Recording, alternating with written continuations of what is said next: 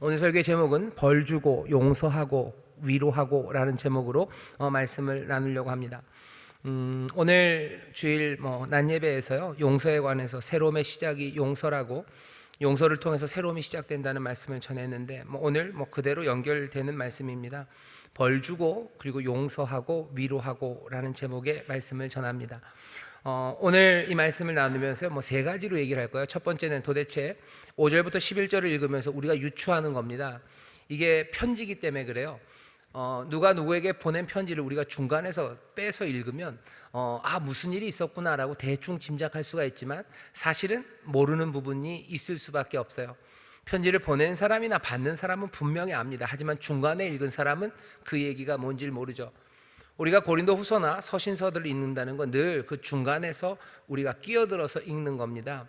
물론 이 서신서를 신약 성경, 이 성경 안에 둘 때는 이 말씀을 읽을 때, 이 편지들을 읽을 때 옆에서 끼어들어 읽어도 무슨 의미인지, 그리고 그것이 우리의 신앙과 우리의 삶에 분명히 도움이 되기 때문에, 그리고 도움이 될 뿐만 아니라 우리의 신앙과 그리고 우리의 신앙과 삶을 더 온전하게 하고 또 진리 안으로 인도할 편지들만 모아놨기 때문에 그렇게 이해하는데 어려움이 많은 건 아닙니다. 그럼에도 불구하고 서신서는 편지이기 때문에요, 중간에 있는 이 말씀만을 읽고서 무슨 상황인지를 몽땅 다 알기는 어려운 부분들이 가끔 있습니다. 오늘 우리가 읽는 이 말씀도 그래요. 그리고 고린도 후서 자체가 좀 그렇습니다. 왜냐하면 로마서나 빌립보서 아니면 골로새서 아니면 디모데 전후서, 이런 서신서들은 그래도 일반적인 환경 그리고 모두가 다 공감할 수 있는 그런 상황들에 대해서, 그런 상황에서 쓰여졌습니다. 하지만 고린도 전서는 좀 그런데 고린도 후서는 더더군다나 너무 특별해요. 그 중간에 바울이 찾아가고 중간에 썼던 편지들의 내용, 그리고 도대체 무슨 일이 있었길래 이렇게 아주 개인적이고, 또 무슨 일이 있었길래 이렇게 뜨겁고 또 가슴 아픈 이야기를 바울이 쓰는지 우리가 미루어 짐작하기가 쉽지가 않습니다. 그래서 오늘 5절부터 11절을 읽으면서 먼저는 우리가 좀 유추를 해봐야 돼요. 도대체 뭔 일이 있었을까를 생각해 볼 거고요. 그리고 그 일에 대해서 바울이 뭐라고 지금 말하는지, 그리고 그 일에 대해서 어떻게 말하는지를 좀 볼 겁니다. 그러면서 세 번째, 결국은 이런 상황에서 바울이 이렇게 말하는 것들을 우리가 보면서 배워야 되는 것들이 있죠. 그래서 무엇을 배워야 될지, 이 말씀이 우리에게 주는 교훈이 뭔지, 그렇게 한 세 단계 정도로 이야기를 할 겁니다. 먼저는 무슨 일이 있었냐죠. 무슨 일이 있었냐, 여기 보면 근심하게 한 자가 있었대요. 근심하게 합니다. 누구를 근심하게 했어요? 사실은 바울을 근심하게 했었을 것 같은데, 바울은 뭐라냐면 나를 근심하게 한 것이 아니고 어느 정도는 너희 무리를 근심하게 한 것이니, 고린도 교회 안에 있는 사람입니다. 어떤 사람 하나가 있었어요. 이 사람이 바울도 근심하게 했고요, 그리고 결국은 고린도 교회 전체를 근심하게 했습니다. 마음을 무겁게 했어요. 뭔가 문제적인 사람이었죠. 뭔가 문제를 일으켰습니다. 그리고 그 문제는 바울과 연관된 문제예요. 사람들이 생각하는 것은 이 근심하게 한 사람은 아마도 바울에게 대적했던 사람, 아니면 바울의 권위에 반기를 들었던 사람이 아닐까라고 추측을 합니다. 아니면, 그것도 아니면 아예 정말로 고린도전서 5장에서 아주 말도 안 되는 사람 하나 이야기를 바울이 하죠. 너희 가운데 이런 사람이 있다는 이야기를 들었다. 아버지의 처예요. 아마 자기를 낳아준 엄마는 아니겠죠. 아버지의 처와 같이 사는 사람이에요. 그러니까 아버지도 살아계셔요. 그리고 아버지의 처입니다. 그런데도 아버지의 처와 같이 사는 사람이 있는데, 교회가, 고린도 교회가 그걸 빤히 알면서도 거기에 대해서 아무 말도 안 한다니, 이게 도대체 무슨 말이냐. 이건 믿음의 사람에게도 받아들이기 어려울 뿐만 아니라 이건 고린도 문화 자체에서도 말도 안 되는 이런 상황이, 이런 일인데 그것들을 교회가 그냥 둔다고? 말도 안 된다, 쫓아내라 라고 바울이 얘기합니다. 아마 그 사람 얘기가 아닐까라고 추측들을 해요. 아주 고린도 전서에서 노골적으로 한 사람, 빡 찍은 사람이기 때문입니다. 그 사람일 수도 있고요, 아니면 먼저 말씀드린 것처럼 그냥 바울을 여러 가지로 반대하면서 바울을 근심하게 하고, 바울을 근심하게 하니, 반대하니 고린도 교회 전체도 그 사람 때문에 마음이 무거웠을 겁니다. 마음이 편하지 않죠. 아마 그 사람이지 않을까라는 이야기, 그 정도 생각을 합니다. 어떤 건지는 명확하게 알 수는 없어요. 다른 어떤 책이나 아니면 다른 어떤 이야기에서 이 사람이 누구다라고 밝혀준다면 모르겠지만 그것들이 밝혀진 적은 없습니다. 우리가 알고 있는 건 그냥 그 정도예요. 뭔가 교회 안에, 고린도 교회 안에 바울이 심각하게 징계를 해야 된다고 생각하고요. 그리고 고린도 교회 사람들에게 이 사람을 반드시 징계해라, 엄히 다스려라 라고 말한 사람, 그 사람이 하나 있다는 겁니다. 바울의 가르침을 따르지 않은 거죠. 그리고 고린도전서의 편지 그 명령에도 따르지 않은 거고, 아니면 바울이 갔을 때도 말을 듣지 않는 것 같고요. 다시 갔다가 실망하고 돌아와서 눈물의 편지를 쓴 그 내용에서도 아직까지도 변하지 않은 사람. 근데 나중에 결국은 눈물의 편지를 받고서 고린도 교회가 그 사람에게 징계를 준 사람입니다. 그 사람이 여기 나오는 5절에 있는 사람이요. 다시 한번 읽어보겠습니다. 근심하게 한 자가 있었을지라도 나를 근심하게 한 것이 아니요 어느 정도는 너희 무리를 근심하게 한 것이니 어느 정도라 함은 내가 너무 심하게 하지 아니하려 함이라. 사실은 굉장히 심했나 봐요. 근데 바울이 그냥 어느 정도, 조금은 너희들에게도 근심이 되었지, 내가 조금이라고 말하는 것은 사실은 너무 심하게 말하지 않으려고 그렇게 한 거다. 사실은 문제가 많았다는 거죠. 이러한 사람이 많은 사람에게서 벌 받은 것이 조카도다. 이미 그 사람은 고린도 교회 많은 사람들, 그 교회 전체에게서 벌을 받았습니다. 무슨 벌을 받았는지는 몰라요. 무슨 벌을 받았는지는 모릅니다. 5장에, 고린도전서 5장에 있었던 사람은 쫓아나라고 그랬으니까 아마 쫓겨났을 거예요. 쫓아내서 그냥 어둠에 둬라라고 얘기했던 그런 징벌이라면 우리 엑스커뮤니케이션이죠. 추방입니다. 교회 바깥으로 쫓아낸 거예요. 하지만 여기 있는 이 말, 그냥 많은 사람에게서 벌 받은 것이 조카도다라는 이 말로는 어떤 벌이 있는지는 모릅니다. 하지만 그 벌이 그렇게 가벼운 벌은 아니었던 것 같아요. 많은 사람에게서 공적으로 징계를 받은 겁니다. 그 사실을 우리가 알고 있어요. 확실히 아는 바는 그겁니다. 결국은 그 사람에게 고린도 교회가 바울이 그렇게 계속해서 말한 그 결과로 징계를 주었죠. 그리고 징계는 가볍지 않았다는 것, 그것까지 우리가 이제는 압니다. 이러한 사람이 많은 사람에게서 벌받은 것이 조카도다. 7절입니다. 그런즉 너희는 차라리 저를 용서하고 위로할 것이니 저가 너무 많은 근심에 잠길까 두려워하노라. 이제는 벌 받았으니까 어떡하래요? 그 사람 이제 용서해라, 그리고 위로해라. 용서하고 위로하고 격려해라. 왜냐하면 저가 너무 많은 근심에, 그 사람은 우리를, 바울과 이 교회를 근심하게 했어요. 하지만 징계를 통해서 이제는 그 사람이 너무 심하게 근심할까봐, 그 사람이 그냥 가라앉을까봐, 어쩌면 소망을 잃을까봐, 그것 때문에 무너져 내릴까봐, 그 슬픔이 너무 깊어서 헤어나오지 못할까봐 바울이 얘기하는 겁니다. 이제는 용서하고 위로할 것이니 저가 너무 많은 근심에 잠길까 두려워하노라. 그러므로 내가 너희를 권하노니, 이렇게 하라는 거죠. 사랑을 저희에게 나타내라. 사랑한다는 걸 나타내래요. 아까 원로 목사님 재직 우리 감사 예배 드릴 때 설교한 것처럼 사랑하는 것, 그 사랑 안에 용서하는 것 말씀하셨는데요. 사랑해라, 사랑해라, 사랑을 나타내라, 용서를 나타내라는 거예요. 어쩌면 해버립니다. 그 벌을 풀어주는 거죠. 공적으로 풀어줘라. 너희를 권하노니 사랑을 저희에게 나타내라. 9절입니다. 내가 범사에 순종하는지 그 증거를 알고자 하여 내가 이것을 너희에게 썼노라. 그 사람 벌 주라고 그러는 거, 너희가 어떻게 내 말대로 하는지 안 하는지 그것 좀 보고 싶어서 썼다는 거예요.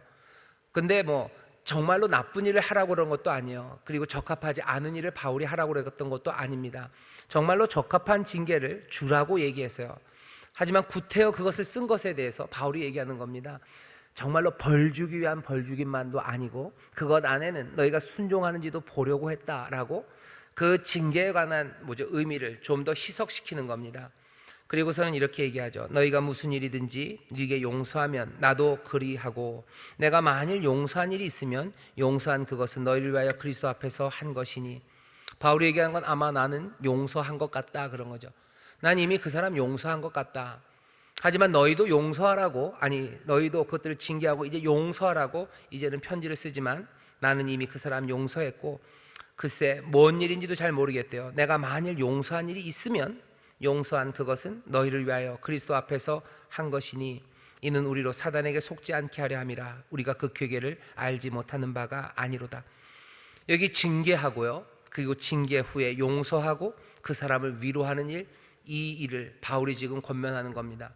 그리고 이 일 가운데 사단이 우리를 속이려는 일들, 사단이 이 가운데 틈타서요, 이 징계하고 용서하고 회복하는 것들을 망쳐놓는 그런 위험한 일, 어쩌면 어려운 일이라는 것을 여기 고린도 교회 사람들에게 경고합니다. 이게 우리가 알고 있는 2절부터 5절까지 11절까지 말씀을 읽으면서 일어나는 일들, 그리고 거기에 대해서 바울이 뭐라고 하는지 우리가 들어본 겁니다. 오늘 그래서 읽는 말씀은요, 그냥 분명해요. 교회 안에 문제 있는 사람이 있으면 공적으로 벌을 주라는 거예요. 그 벌을 주고 나서 어떻게 해야 돼요? 이제는 용서해야 돼요. 이 사람이 그것 때문에 근심하고, 그리고 이 사람이 그것 때문에 근심하고 지쳐가니 어떻게 해요? 빨리 용서하고 위로해서 다시 생명을 일으켜 세우라고. 그게 교회가 해야 될 일이고, 교회는 그 일을 조심해서 잘해야 돼요. 왜? 사단이 거기에 계계로 여러 가지 속이는 일로 그 가운데 틈타요. 징계하는 데 틈타요. 징계받은 사람이 회개하지 못하고 돌아서지 못하도록 틈탑니다. 자존심 상하는 거죠. 상처받은 거죠. 그러니 아예 교회를 떠나게 하는 그런 마음들을 사단이 그 징계받은 사람에게 줍니다. 징계하는 사람에게도 사단이 틈타서 자기가 무슨 대단한 권리를 가진 것처럼 그렇게 엄하게 그 사랑을 잃어버린 그런 징계를 할 수 있어요. 사단이 그렇게 틈탈 수 있습니다. 또 사단이 징계하는 사람에게 틈타는 것은요, 징계를 위한 징계예요. 이 사람이 다시 회복되고 그리고 생명으로 오게 하려는 그 사랑의 태도를 잃어버린 채로 그것들은 관심에도 없고요, 그냥 그 근심하게 한 일이 너무 속상하고 그것의 피해가 너무 심각해서 이 사람을 그냥 찍어 누르고 벌 주는 것, 그것에만 집중하기 시작하면 징계가 갖고 있는 그 회복, 다시 돌아옴, 생명으로 인도함이라는 가장 좋은 것들을 잃어버린 채로 징계하게 됩니다. 여기에도 사단이 틈타는 거예요. 징계하는 사람에게 사단이 틈타고, 또 여기 징계를 받은 사람에게도 틈타서 그 징계받은 걸로 실망하고, 그리고 그것 때문에 화나고 분노하고 부끄러워서 하나님의 생명으로 회개로 돌아오는 것 아니라 점점 더 진리에서 멀어지는 그런 방식으로 나아가도록 속이고, 사단은 또 이끌어가는 그 일들을 합니다. 바울이 얘기해요. 그 괴계를 우리가 알지 못하는 바 아니다. 사단이 여기 틈탈 거 많지, 여기에서 넘어지는 일들 많지. 그러니 너희들 아주 조심조심 징계하고 조심해서 사랑으로 용서하고, 그리고 이 사람들 위로하고 격려해서 이제는 그만 풀어줘라 라는 이야기를 지금 전하는 겁니다. 이 말씀을 읽어보면 이제 무슨 얘기인지 다 알아요. 이렇게 해야 되겠구나. 그리고 이 일은 굉장히 위험한 일이고 또 어려운 일이고 사단이 틈탈 곳이 정말 많구나 하는 것들을 알게 됩니다. 이 어려운 일을 바울이 어떻게 하나 잘 보셔요. 바울이 어떻게 하냐면요, 이런 식으로 합니다. 바울이 지금 이 용서와 그리고 위로에 대해서 얘기할 때 아주 특별한 것 하나는, 오늘 우리가 주일날 낮에 읽었던 말씀 그대로요. 키가 있어요. 키라고 그러면서 내가 여호와께서요 그들의 죄악을 사하셔요. 그리고 그들의 죄를 기억하지 않으셨대요. 용서하시고 기억하지 않으셨기에 우리에게 새로움이 가능합니다. 하나님이 우리를 용서하시는 것은 용서하시고 기억하지 않으셔요. 시편에 보면 그런 시편이 많죠. 우리의 죄악을 도말하셔요. 우리의 죄악을 저 깊은 바다에 다 던져 넣으셔요. 그 죄는 이제 떠오르지 않을 거예요. 이제 그건 더 이상 보이지 않아요. 하나님도 그것들을 잊으셔요. 아니, 잊으시기를 바라는 그런 찬송과 기도가 있습니다. 하나님이 용서하셔요. 그리고 잊으십니다. 사람들은 그렇죠. 하나님이 어떻게 잊으십니까? 하나님은 전지전능하신데 우리는 약간 치매기가 있고 깜빡깜빡해서 우리는 잊을지 몰라도 하나님은 잊지 않으시는 분 아니십니까? 예, 하나님이 잊지 않으시겠죠. 하지만 하나님은 잊으십니다. 얼마나 잊으셔요? 정말로 잊으신대요. 정말로 잊으신답니다. 하나님이 우리의 죄를 기억하시고 잊으신다는 게 무슨 이야기인지 잘 이해가 안 나시면 그렇게 이해하시면 좋아요. 여러분들 컴퓨터 보면요, 요즘도 그런지 잘 모르겠습니다. 제가 컴퓨터를 배웠을 때는 지금부터 30년 전입니다. 램이 있고요. 그리고 또 그 뒤에 있는 그 저장 장치들이 있어요. 램 그러면 랜덤 액세스예요. 랜덤 액세스 메모리죠. 그러니까 아주 랜덤으로 닿을 수 있는 메모리들이 있고요. 그 다음 메모리는 옛날에는 자기 테이프, 여러분들 그 녹음 테이프 같은 테이프에다가 데이터들을 넣어놨습니다. 갑자기 제가 굉장히 오래된 사람 같죠? 그 영화 같은 데 보면 그런 거 있죠. 컴퓨터 이만한 캐비넷 같은 컴퓨터에 무슨 녹음 테이프 큰 거 막 이렇게 있는 거, 아니면 무슨 그 천공 카드 같은 걸로 쫙 쌓여져서요. 데이터가 쌓이기도 하고요. 여러 방식으로 이렇게 물리적으로 순차적으로 그 기억에, 메모리에 접근하게 되는 그런 방식들이 있어요. 이런 방식들에 있는 것들은 안전하게 그 뒤쪽에 저장을 합니다. 하지만 프로그램 같은 건 그 위에다 띄어 올려와요. 그래서 빨리빨리 접근을 하기 위해서 그 메모리가 그냥 랜덤하게 갈 수 있는 장치들, 그 메모리는 위에 있죠. 그러니 컴퓨터를 사실 때 보면요, 램 사이즈를 봐야 돼요. 그리고 하드디스크 사이즈를 봐야 되죠. 그래서 램이 얼마나 큰지, 그리고 이 디스크 그 저장하는 장치 공간이 얼마나 큰지 그것들을 보는데, 아마도 이렇게 이해하시면 돼요. 하나님께서 우리의 죄악 그리고 우리의 잘못함 그것들을 잊으신다고 하실 때는요, 아마 그 저장 장치 저 구석에 넣어 놓으셔서요, 이 램으로 뛰어 오르지 않게 하시는 거예요. 우리를 보실 때마다, 하나님이 우리를 보실 때마다 우리의 죄악을 보시지 않으셔요. 우리는 좀 아닙니다. 우리는 우리에게 잘못한 사람이 있어요. 그러면 그 사람 볼 때마다 그 사람의 잘못과 죄가 생각나죠. 아, 쟤는 누구야? 라고 생각합니다. 낙인을 찍는 거예요. 일부러 그거 잊어버릴까 봐 어떻게 하는 거예요? 주홍 글씨를 아예 달죠. 호도니슨 주홍 글씨 보면 여기다 A자를 다 붙여놔요. 왜? A가 어덜트리예요. 그 간음한 사람이다라고 A자를 붙여놓고 다니게 하는 거예요. 혹시라도 저 사람을 보고서 저 사람이 간음한 사람이라는 거 잊어버릴까 봐 거기다 써 붙여놓습니다. 우리는 그렇게는 아니에요. 하지만 사람들을 볼 때마다 그 사람의 과거와 그 잘못했던 것들, 그것들을 기억해냅니다. 그것들을 기억해낼 뿐만 아니라요, 어떤 사람들은 그것들을 말하는 사람이 있어요. 지나갈 때마다 말해요. 아, 제가 걔지. 친구랑 제가 걔야. 제가 걔야. 제가 걔지. 걔가 뭔데? 얘가 걔야. 그러면서 또 얘기하는 사람이 있어요. 하나님께서 우리의 죄를 사하실 때 기억하지 않으신다고 그러셨어요. 우리를 볼 때 죄인으로 보지 않으셔요. 우리가 죄진 걸 그럼 정말 모르십니까? 찾고 찾으시면 찾으실 겁니다. 잊어버리지 않으셔요. 하나님이 전지전능하신 분이 그걸 잊으시겠습니까? 찾으려면 찾으실 거예요. 하지만 찾지 않으셔요. 우리를 볼 때 잊어버리십니다. 긍휼을 받을 자격이 없는 사람들을 긍휼을 받을 자로 부르시고 나서요, 그 사람을 볼 때마다 너는 긍휼이 없는데 너는 긍휼을 받은 자다라고 얘기하지 않으시고 어떻게 하셔요? 너는 긍휼을 받은 자, 내 사랑하는 자라고 얘기하셔요. 하나님이 우리를 바라보시면서 잠잠히 사랑하십니다. 나를 보시며 기뻐하셔요. 왜? 내가 행한 모든 죄악과 내가 범한 모든 잘못들, 그것들이 우리 얼굴에 덕지덕지 떠오른다면 그게 사랑스러우시겠습니까?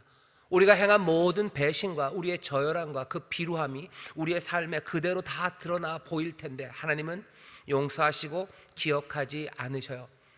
새로움이 용서로부터 시작하는데요, 그 새로움은 그냥 단번에 용서했다라고 말하는 것으로 끝나지 않고 주께서, 하나님께서 그렇게 하셨듯이 그 죄를 사하시고 용서하시고 기억하지 않으실 때 새로워집니다. 아까 설교하면서도 얘기했어요. 남편과 아내가 있습니다. 둘 사이에 서로 잘못한 것들이 있겠죠.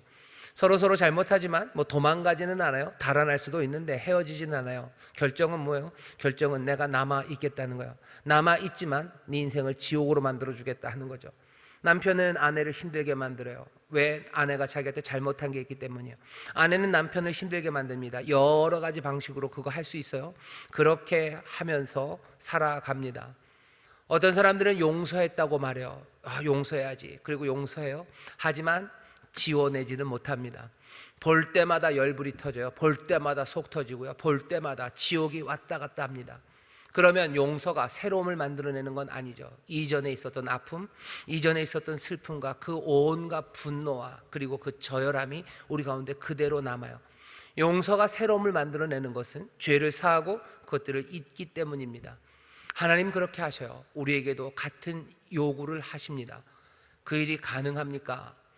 사람들은 가능하지 않다고 얘기하는 사람들도 있고요, 가능하다고 말하는 사람들도 있습니다. 답은 가능합니다. 왜? 이미 이루어지는 일은요, 그러니까 현실에서 이루어진 일은요, 논리적으로 가능하기 때문에 이루어진 거예요. 이건 가능합니다. 정말로 잊는 사람들이 있어요. 하나님께서 잊으시고요, 그리고 주님께서도 잊으셔요. 그리고 꽤나 많은 믿음의 사람들은 정말로 있습니다. 적어도 여기 바울은 그것들의 뉘앙스를 조금 보여요. 10절입니다.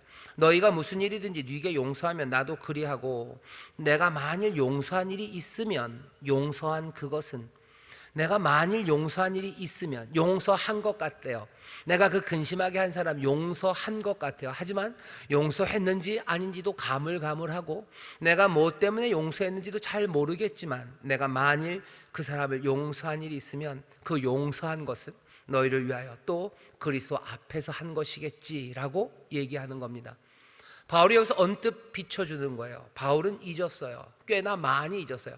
바울도 일기를 찾아보고 뭐 뒤져본다면, 사람들에게 수소문해본다면 그 사람이 나를 어떻게 근심하게 했는지, 그리고 그 근심하게 한 일이 얼마나 심각했는지, 내가 어떻게 용서했는지 뭐 그 기록을 찾을 수는 있을 겁니다. 하지만 바울은 얘기하는 거예요. 그건 그래도 나에게 이제는 희미해졌다는 겁니다. 잊기로 작정하는 사람, 정말 잊는 것, 이것은 성령의 도우심으로, 또 우리가 하나님의 말씀 따라서 그리스도 안에서 하나님이 우리를 용서한 것 같이 그렇게 너희도 서로 긍휼히 여기고 자비하고 용서하라고 얘기하죠. 하나님께서 그리스도 안에서 우리를 용서한 것처럼 그렇게 우리도 용서하라고 하는 것은 용서한다고 말해요. 그리고 그것들을 잊는 겁니다. 우리의 용서가 그 사람의 죄를 없애고요, 그 사람의 죄인임을 지워내지는 못합니다. 그건 하나님이 알아서 하실 거예요. 하나님이 지울만 하시면 지우실 거고 하나님이 판단하실 겁니다. 그리고 그 세상의 마지막 끝날에 거기에 대해서 하나님이 물으실 거예요. 하지만 우리가 해야 되는 일은 용서하고 형제들의 잘못을 잊는 일입니다. 그 일을 하래요. 하지만 이렇게 용서하고 잊기 위해서 앞에 있는 일들이 필요합니다. 뭐냐면 적절한 징계입니다. 아까 4부 예배 때 잠깐 얘기했었는데 세월호 얘기를 했습니다. 우리 교회에도 세월호 유가족이 계셔요. 안산에 사시는데요, 우리 교회를 아주 성실하게 다니십니다. 오셔서 열심히 기도하시고요, 그리고 기도할 때마다 저한테 얘기해요. 목사님, 그것 때문에 너무 힘들어요. 그리고 또 세월호 여러 그 유가족들이 가는 일들, 거기서 하는 여러 가지 활동들, 거기에도 참여하시고 그 일을 열심히 하시는 그런 권사님이셔요. 거기 세월호에 많은 사람들이 어려워하고 있습니다. 그리고 평화, 그리고 마음의 안정, 그리고 새로움을 누리지 못해요. 아직도 갇혀 있죠. 왜 아니겠습니까? 정말로 생떼 같은 아이들이 그냥 죽는 것도 그것도 마음의 상처로 남는데, 볼 수는 없지만 그 상황이 어떻게 됐는지 부모들이 다 알아요. 그 아픔에서 헤어나오기가 어렵습니다. 새로움이 안 되는 거죠. 하나님의 말씀에 비추어 보면요, 결국은 그 세월호 유가족, 그 부모님들이 용서하기 시작하셔야 돼요. 그래야 새로움과 그 자유함이 시작됩니다. 안 그러면 계속해서 그것이 자기들의 삶을 묶고 놔주지 않아요. 내가 놓아주어야 그리고 내가 자유함을 얻습니다. 하지만 내가 놓아주기 위해서, 용서하기 위해서 필요한 것은 적절한 징계입니다. 그게 없으면 용서하기 어려워요. 여기 교회에서 그 사람을 용서하는데요, 그냥은 아니죠. 거기에 과도하게는 아니지만 정말로 필요한 적절한 징계가 거기에 이루어졌을 때 사람들은, 바울도 그렇고 고린도 교회는 이제 됐다고 용서할 수 있습니다. 하나님의 사람들, 그리고 교회 안에서도 분명히 용서가 필요한데 그 용서가 제대로 이루어지기 위해서는요, 적절한 징계가 있어야 돼요. 하지만 이건 너무 어렵습니다. 특별히 지금 같은 시절에는 너무나 어려워요. 지금은 모두를 다 격려해야 되는 시대지 누구를 징계해야 되는 시대가 아니라고 말합니다. 모든 부모들은요, 자녀들을 칭찬하라고 가르치지 자녀들을 징계하라고 가르치지는 않아요. 교육자들, 심리학자들, 모든 사람들이 그렇죠. 그냥 자녀들을 칭찬하고 격려해야지 징계하면 안 된다고, 그렇게 가르치는 세상에서 교회 안에 있는 누군가를 징계한다는 건 굉장히 어렵고 힘든 일입니다. 하지만 징계가 적절하지 않으면 용서는 어려워져요. 용서가 어려워지면 새로움, 그 자유함은 이루어지기가 더 힘듭니다. 이 일은 은혜 안에서 이루어질 수 있습니다. 어쩌면 이 일을 지금 이 시절에 가능하게, 어쩌면 꿈이라도 꿀 수 있는 곳은 교회밖에 없어요. 교회가 정말로 적절하게 징계하고 또 그 사랑 안에서 용서함으로 회복되는 일이 우리 가운데서 보여지기 시작한다면 교회는 세상과 다른 곳이고, 정말로 교회 안에서는 선한 역사가 이루어지고 정말로 서로에 대한 신뢰와 사랑이 넘친다고 말해질 수 있는데, 교회에서 그것들을 증거하는 건 굉장히 지금 어려운 상황입니다. 우리 교회에서도 누가 잘못한 일이 있으면 거기에 대해서 징계를 하는데 분명히 징계는 공적이어야 돼요. 그렇죠? 공적으로 다 알게 징계하는 겁니다. 다시 용서하고 회복하게 하고 사랑을 내어 보이는 것도 공적으로 해야 되는 거예요. 아무도 모르게 징계하는 것도 쉽지 않은데 모두가 다 알게 징계를 한다고요? 이건 진짜 어렵습니다. 교회에서 목사님들이, 담임 목사님들이 그래서 이걸 하는 방식이요, 여러분들도 많이 들어보셨을 거예요. 목사님들이, 담임 목사님들이 설교하다가 전문 용어죠, 까는 설교를 하신대요. 치는 설교를 하신다고. 치는 설교를 하신다고. 저는 그게 왜 그런지는 알 것 같아요. 왜냐하면 따로 어떻게 징계할 수 있는 방법이 없어요. 그러니 가장 선의로 이해하면, 선의로 이해했을 때는 정말로 징계받을 만한 일이었고, 그리고 목사님께서 다른 의도 하나도 없이 정말로 공적으로 잘못됐음을 말하고 이 사람이 다시 돌아올 수 있도록, 이제는 이 사람이 다시 돌아왔다고 말하는 그것들을 기대하고 꿈꾸고 또 기도하면서 얘기하는 거라고 생각해서 가장 선의로 이해했을 때, 사실은 남은 방법은 소위 말하는 설교 시간에 치는 설교하는 것, 그것밖에 남지 않았을까 싶을 만큼 지금 징계를 공적으로 하는 것은 교회에서 희귀합니다. 이 일이 어려운 상황이 되어버렸습니다. 위로와 격려는 우리 가운데서 많이 이야기되지만 징계는 참 어려운 상황이에요. 저도 어떻게 해야 될지 어렵습니다. 그리고 징계라는 것이 아주 교회가 제대로 돌아갈 때 이루어지는 게 아니고요, 늘 여러분들 아시겠지만 교회에 분란이 있고 교회가 막 깨지고 온갖 문제가 생겼을 때, 교회 문제가 생겼을 때 징계를 말을 해요. 사실은 교회는 안정적이고요, 복음 안에서 제대로 질서 있게 돌아갈 때, 그때 징계가 얘기돼야 되는 건데 오히려 반대입니다. 교회가 분란이 있을 때 그때 징계를 얘기해요. 모르겠습니다. 우리 교회가 정말로 복음에 든든하게 서가고 모두가 서로에 대한 신뢰가 서로에게 있고요, 또 담임 목사, 여러분들이 담임 목사를, 교회 리더십을 신뢰하고 또 모두가 다 그 징계에 대해서 공정함을 의심하지 않고 정말로 가장 좋은 것들을 꿈꾸면서 좋은 기대, 회복을 기대하면서 징계가 가능하다라는 것이 우리 안에 어느 정도 자리를 잡아가면 아마 그때쯤에는 다른 데서는 몰라도 우리 인천순복음교회에서는 정말로 잘못한 사람들이 있다면 그 사람들을 바로잡기 위해서 공적인 징계, 그 일들을 말할 수 있을 겁니다. 아마 우리 교회가 가장 건전하고 건강하다는 것에 척도로 보여지는 것은 교회 안에서 정말로 징계가 이루어지고 그 징계가 사람의 권위나 누군가를 어떻게 하려는 게 아니라 정말로 살리려는 그 사랑으로, 서로에 대한 신뢰로 그것들을 가르칠 때 우리 교회가 가장 건강한 모습일 겁니다. 히브리서에서도 그러죠.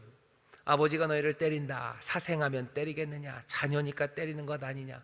그러니 아버지가 때릴 때 너 도망가지 말고 너 무릎을 세우고 거기서 맞아라 라고 얘기하는 거예요.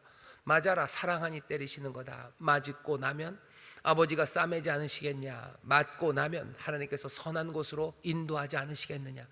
그 믿음이 있는 교회라면 그건 아름다운 교회입니다.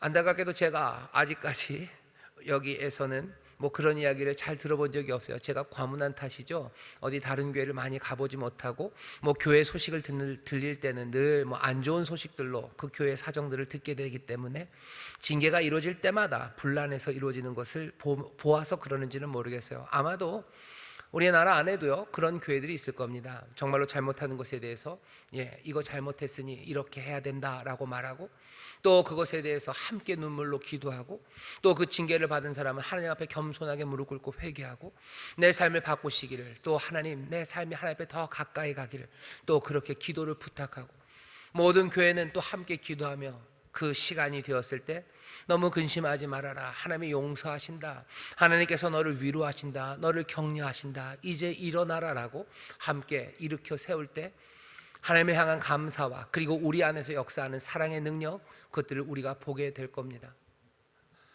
그냥 위로하고 격려하는 것과는 다른 방식으로 이게 깊어지는 거죠.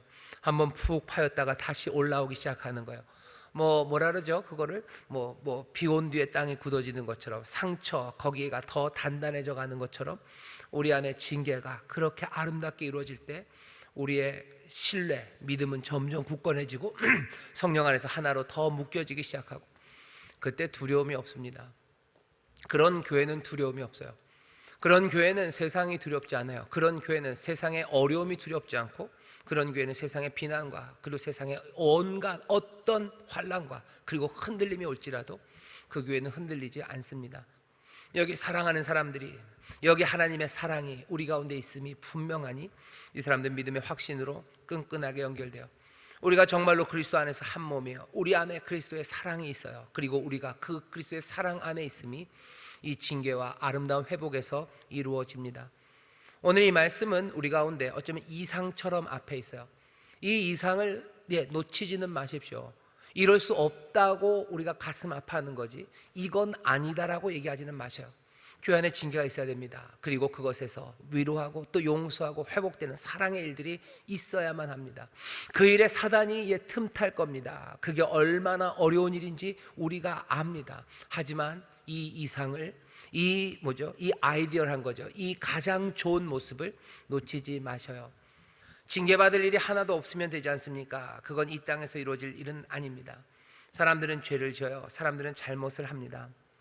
우리가 모르는 게 많기 때문이에요. 모르는 게 많고 그리고 그것들을 되돌릴 수 없기 때문에 우리에게는 뭔가 잘못 그리고 길 잃어버림이 있을 수밖에 없어요. 아마 매일매일 있을 겁니다. 그리고 매번 그래서 용서해야 할 겁니다. 아까 낮에도 얘기했지만 주님께서 우리에게 기도를 가르쳐 주실 때 그건 날마다 하는 기도입니다. 주기도문을 평생에 3번 하는 거 아니죠. 우리가 용서할 사람들이 무슨 범죄자를 용서하는 것은 아니에요. 왜? 주님이 생각하신 건 그 얘기가 아닙니다. 왜 그랬어요? 여러분들 범죄를 당하신 적이 좀 있으신가요? 있으신 분들 있어요. 당하신 분들, 소위 말하는 피해자로 형법이 정한, 형법에서 규율하고 있는 그 나쁜 죄형에 대해서 여러분들이 피해를 당한 경우가 있으실 수 있습니다. 평생에 몇 번이나 그런 일을 당하시겠어요? 그 일을 용서하라는 거 아니에요. 매일매일 하루에도 몇 번씩 하는 주기도문에서 예수님이 가르치신 기도에, 그 짧은 기도에 꽤 많은 분량이요 용서에 관한 이야기예요. 내가 내 형제의 죄를 그 용서하고 그 빚을 사해 준 것처럼 아버지여 내 죄를 내 빚을 이제 사하여 달라고 나를 보내주시라고 그렇게 기도합니다. 매일매일 하는 기도예요. 매일 내가 내 형제를 용서했다는 거죠. 우리의 삶에서 용서할 일은 매일매일 아마 있을 겁니다. 내 삶을 어렵게 하는 사람들이요, 잘못 행함으로 잘못된 길을 가는 사람들이요, 내 자녀가 나를 힘들게 합니다. 내 남편이, 내 동료가, 내 직장에 있는 사람들이, 아니면 내가 잘 모르지만 내 옆에 있었던 그 사람들이 나에게 잘못 행한 게 있어요. 아마 모르고 했을 수 있습니다. 그래도 잘못한 건 잘못한 거죠. 거기서 그냥 지나갑니까? 아니요, 그러지 않아요. 용서하기 시작합니다. 교회 안에서 용서할 때 잊어버리셔요. 잊어버려야 됩니다. 그 일은 성령이 도우셔요. 정말로 바울도 잊기로 작정하고 정말로 잊는 것처럼 우리도 그렇게 잊을 수 있습니다. 반복해서 떠올리고 집착하면 거기에 묶입니다. 그렇다면 여전히 그 죄악된 일과 그 죄를 범한 잘못한 그 사람이 내 삶을 쥐고 흔드는 겁니다. 내가 잊어야 나도 그리고 그 사람도 자유해집니다. 됩니다. 분명히 됩니다. 내가 뭘 용서했는지도 잊어버리게 됩니다. 그 사람이 자유합니다. 아이고 무슨 침해입니까? 침해 아니고 용서하는 일입니다. 하나님이 그리스도 안에서 우리를 용서하신 것처럼 그렇게 용서하는 일입니다. 보내주는 거예요. 용서하다라는 이야기가 보내준다는 뜻입니다. 보내주는 거예요. 보내줘요. 자유케 보내줍니다. 가라 하는 거죠. 가라. 징계가 분명히 필요하고 또 용서와 격려가 필요하고 우리의 그 용서는 잊어버려야 됨을 우리가 기억하시면 우리가 이 땅에서 살아가면서 어떻게 사랑을 실천하고 또 어떻게 우리의 삶이 자유하게 되고 어떻게 우리가 새로움을 누릴 수 있는지 보게 됩니다. 아까 설교를 2번 하는 것 같은데요, 아까 낮에 설교한 것처럼 그 용서가 우리에게 이 삶에 어쩔 수 없다고 생각하는 시간을요 새로운 것들로 만들어 갑니다. 과거를 우리가 바꿀 수 없어요. 과거를 바꿀 수는 없지만 용서는 그 과거를 와이프한다 그래요. 그걸 닦아냅니다. 누가 시간을 닦아내요? 누가 시간을 건드립니까? 아무도 안 돼요. 하지만 용서의 능력과 그 기적은 과거를 닦아냅니다. 아내가 남편을 용서했을 때 그 시간은 닦여져 가는 거예요. 시간은 닦여져 가고 그리고 그 용서를 통해서 새로운 시간이 흘러가기 시작하는 거죠. 전에 있었던 어둠의 시간이 아니고 미움의 시간이 아니고 다른 것들을 꿈꿀 수 있는 시간이 시작되는 것, 그것은 용서 때문입니다. 용서는 또 더 복돼요. 그리고 용서는 이전과 같은 시간이 아니라 거기에 빛이 비추는 시간이에요. 우리가 하나님의 은혜 안에서 용서하기 시작할 때 하나님이 우리의 삶을 채우기 시작하셔요. 이건 그냥 내가 멈추는 것으로 끝나지 않습니다. 그 용서는 하나님의 능력이고 또 하나님의 은혜가 역사하는 자리예요. 내가 용서할 때 내 삶에도, 그리고 용서받은 그 사람에게도 하나님의 은혜의 빛이 비춰지기 시작해요. 용서하고 났을 때 내 안에 넘치기 시작하는, 어쩌면 찰랑되기 시작하는 뭐죠? 기쁨입니다. 때로는 용서하고 기쁨만 임하는 건 아니에요. 억울함이 임할 때도 있어요. 하지만 그것도 은혜일 수 있습니다. 그 억울함 가운데요, 내 삶이 흔들려요. 그 흔들리는 가운데 하나님의 은혜를, 그리고 내 연약함을, 그 흔들림 가운데 하나님을 향한 뭐죠? 눈물의 기도가 시작된다면 그거는 내 시간에 빛이 비춰지기 시작하는 거예요. 이전에 있던 그대로 갈 수 없습니다. 분노와 미움, 그리고 그것들을 향한 근심으로 살아간다면 그건 움직이지 않는 세상이에요. 하지만 그 죄악으로 인하여 내가 근심하게 되고 아프고 거기에 묶였을 때 정말로 용서하고 잊기 시작한다면 내 모든 시간들, 그 과거가 지워지기 시작하고요, 새롭게 시계가 움직이기 시작하고 그 지나가는 시간에는 하나님의 빛이 비추어집니다. 나 개인이 그래요. 그리고 교회가 그렇습니다. 교회 안에도 얼마나 많은 잘못이 있습니까? 우리가 무엇을 하는지 모르는 것들이 참 많아요. 우리가 행하는 일들의 결과가 뭔지 모르고 하는 일들이 참 많습니다. 그리고 그렇게 벌어지는 일들을 우리가 되돌릴 수도 없어요. 그러면 그냥 거기에 묶여서 한탄만 하고 삽니까? 후회만 합니까? 저도 후회할 때 많아요. 교회에서 이런저런 결정들을 하고요, 후회합니다. 내가 잘못했어요. 내가 사람들한테 잘못하고 내가 어리석게 했어요. 그럼 이걸 어떻게 해요? 되돌릴 수 있습니까? 되돌릴 수 없습니다. 하나님의 용서하심, 그리고 또 그분의 용서하심이 필요해요. 그래야 깨끗하게 지워지고 다시 시작할 수 있습니다. 서로가 서로를 향해서요, 용서는 자기가 할 수 있는 게 아닙니다. 다른 사람이 해줘야 되는 거예요. 용서 받으셔요. 그리고 용서하십시오. 가장 교회가 안전한 곳입니다. 용서받기 안전하고 용서하기 안전해요. 아마 그 다음이 가정쯤 될 겁니다. 가정 안에서 용서하셔요. 그리고 용서 받으셔요. 여러분들 남편들에게 용서 받으셔요. 그리고 남편들 용서하십시오. 자녀들에게 용서 받으시고 자녀들에게 또 용서하셔요. 내가 잘못한 게 없다고 우기지 마셔요. 몰라서 잘못한 것들 많아요. 그리고 그것들 내가 되돌릴 수 없어요. 그냥 아무 일 없었던 것처럼 시침이 뚝 떼지 마셔요. 그러면 닦여지지 않고 시간은 흘러가지 않고 거기에 빛은 비추지 않습니다. 용서를 구하셔요. 그게 회개입니다. 내가 잘못했다고 말하시고, 바라는 거 그 말을 들었을 때 용서하고 회개하고 용서하고 돌아선 이들을 놓아주고 거기에서 새로움이, 거기에서 하나님의 은혜의 생명의 풍성함이 시작됩니다. 인생이 복된 거, 사람의 삶이 아름다운 이유는요, 여러 가지가 있겠지만 그 변화의 가능성입니다. 하나님께서 세상을 창조하시고요, 첫째 날부터 다섯째 날까지는 몽땅 다 좋다고 그러셨어요. 근데 여섯째 날 사람을 만들어 놓고서는 좋다고 하셨나요? 아닐 겁니다. 왜 그랬을까? 그럼 사람을 만든 거, 사람은 별로 좋지 않았군요. 아니요, 그렇지 않아요. 하나님께서 사람을 만드시고 아직 좋다고 하진 않으셨으나 하나님은 인생들을 사랑하십니다. 그 사람들에게 축복하셔요. 그리고 그들에게 명령을 주셔요. 그러면서 그 삶을, 그 생명을 점점 더 충만하게 만들어 가셔요. 용서가 우리의 삶을 충만하게 만들어 갑니다. 이 땅에서 어리석음이, 우리의 부족함이, 우리가 그것들을 다시 돌릴 수 없는 그 무능력함이 우리 가운데 저주가 아니고요, 어쩌면 우리에게 주시는 하나님의 기회입니다. 용서를 통해서 우리의 삶은 점점 더 생명으로 충만해져 갑니다. 가정에 풍파가 많다고 해서 저주라고 생각하지 마세요. 서로가 서로에게 실수가 많다고 해서 우리는 이딴 인간들이 만났을까라고 절망하지 마세요. 누가 보아도 토부 좋아 보이지 않는다고 해서 그것 때문에 가슴 아파하지 마십시오.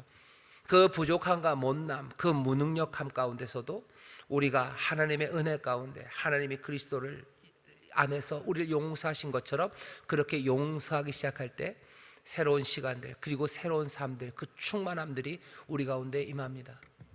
우리의 못난과 부족함을 인정하셔요. 그리고 용서하십시오. 두려워 마십시오.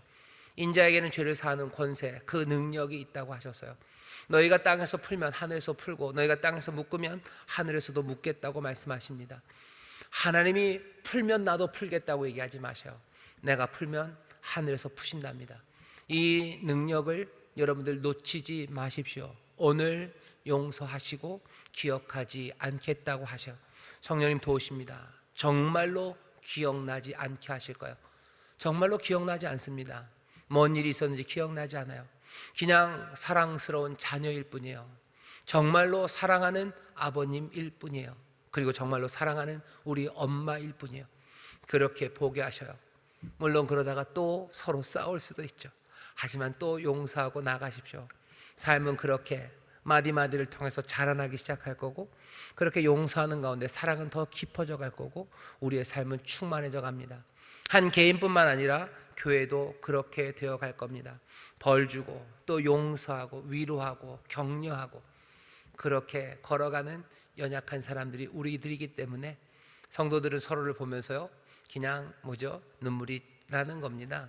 서로를 보면 눈물이 나요. 아이고, 그냥 쉽고 주 안에서, 그리스도 안에서, 은혜 안에서 사랑하게 되고 그 삶을 향해서 내 삶을 내어줄 수 있을 것 같은 생각이 불쑥 들어서 깜짝 놀라게 되는 것, 그것이 교회에서 우리가 서로를 바라볼 때입니다. 하나님의 이 귀한 은혜가, 그리고 용서하시는 능력이 우리 가운데 있으니 놓치지 마시고 붙잡으셔서 교회 안에서, 가정에서 여러분들 놀랍게 용서하는, 그래서 사람들이 여러분들을 보면서 저가 누구인데 죄를 사하는가, 저가 누구인데 용서하는가 라고 말하는, 예수님을 향해서 말했던 그 이야기가 우리 가운데 들려지기 시작할 때 하나님의 놀라우신 능력, 은혜, 그 구원의 역사, 그리스도의 그 충만함, 그리스도의 영광에 참여하는 그 복된 삶을 우리가 누리고 있음이 확인될 줄 믿습니다. 기도하겠습니다. 하나님, 우리 가운데 하나님의 영을 부으셔서 아버지께서 그리스도 안에서 우리를 용서하신 것처럼 우리도 서로를 향하여 긍휼히 여기며 자비하며 서로 용서하는 그런 귀한 교회, 또 그런 귀한 가정을 이루게 하여 주옵소서. 하나님, 우리의 죄를 사하시고 우리의 죄를 기억하지 않으시는 것처럼 우리도 하나님 아버지를 닮기 원합니다. 성령님, 우리를 도우셔서 용서하게 하시고 기억나지 않도록 우리를 도와 주옵소서. 용서하시는 권세를 우리에게 주셨으니 땅에서 매면 하늘에서도 매고 땅에서 풀면 하늘에서도 풀겠다고 하시니 주여, 우리가 용서함으로 하나님의 용서가 임하고 그 가운데 하나님 주시는 은혜의 풍성함을 누리는, 그렇게 생육하고 번성하여 충만해져가는 우리의 삶과 교회와 우리의 가정이 되게 하여 주옵소서. 감사드리며 예수님 이름으로 축복하며 기도하옵나이다. 아멘.